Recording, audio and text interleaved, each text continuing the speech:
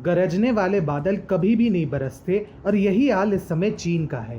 पहले चीन की पीएलए यानी पीपल्स लिबरेशन आर्मी ने लद्दाख और सिक्किम में बॉर्डर पर तनाव बढ़ाने का प्रयास किया था, लेकिन जब भारत ने एक कदम भी पीछे नहीं हटाया और उल्टे चीन को मजा चखाते हुए उसके खिलाफ वुहान वायरस पर जांच की मांग का समर्थन किया, तो अब चीन ही रोना गाना शुरू कर दिया है कि भारत ने उसके क्षेत्र में अवैध निर्माण किया है। ऐसा लगता है चीन भारत से अपनी चौतरफा हार से तिलमिला चुका है और अब उसके सामने रोने के अलावा कोई विकल्प नहीं बचा है।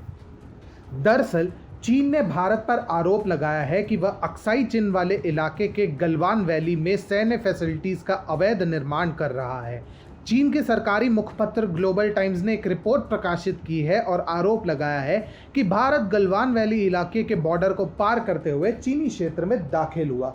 इस रिपोर्ट में किसी सूत्र के हवाले से लिखा गया है, भारत की इस कार्रवाई से बॉर्डर पर हुए दोनों देशों के बीच समझौतों का गंभीर रूप से उल्लंघन हुआ है। यही नहीं, इससे चीन की क्षेत्रीय संप्रभुता का उल्लंघन होने के साथ साथ दोनों देशों के सैन्य संबंधों को नुकसान पहुंचा है।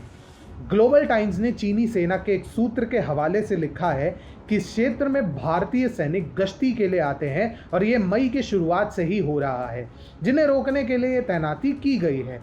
चीन ने भारत पर लगाए आरोप पत्र में यह दावा किया है कि गैल्वन घाटी पर उसका अधिकार है।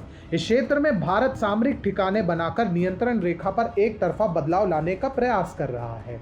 ये सभी को पता है कि चीनी अखबार ग्लोबल टाइम्स चीन की कम्युनिस्ट पार्टी के लिए झूठी कहानियां परोसता रहता है और इस बार भी भारत से हार के कारण अपनी इज्जत बचाने के लिए वह इस तरह के खोखले दावे पेश कर रहा है। इस महीने के प्रारंभ में जब चीन ने सिक्किम और लद्दाख में अपने कदम बढ़ाने का प्रयास किया था, तो भारत ने चीनी सेना पर पलटवार करते हुए उन्हें काफी मजा चखाया। सिक्किम में तो दोनों सेनाओं में लात घूसे भी चले थे।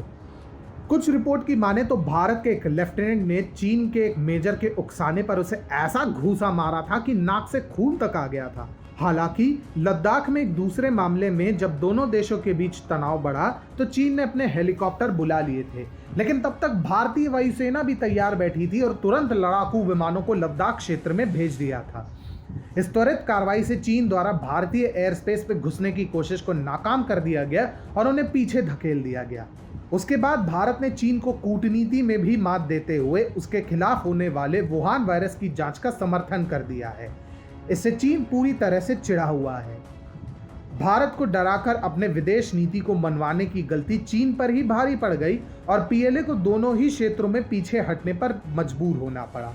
अब चीन प्रोपेगेंडा के लिए भारतीय सेना पर चीनी क्षेत्र में प्रवेश करने के आरोप लगा रहा है, जबकि सच्चाई ये है कि चीनी सेना आए दिन किसी भी क्षेत्र में घुसपैठ करती रहती है, चाहे वह भारतीय सीमा हो या साउथ चाइना सी या फिर पूर्वी चीन सागर ही क्यों ना हो। पर इस मामले में अगर बीजिंग भारत को चीनी क्षेत्र में अवैध कब्जे के लिए आरोप लगा रहा है, तो इसका स्पष्ट अर्थ है कि चीन दुनिया से कुछ छुपाने के लिए ये पूरा स्वांग रच रहा है और वह है भारतीय सेना द्वारा मात खाना। चीन नहीं चाहता है कि उसकी बेइज्जती वैश्विक स्तर पर हो, इसलिए उसने भारत पर नया आरोप लगाना शुरू किया है।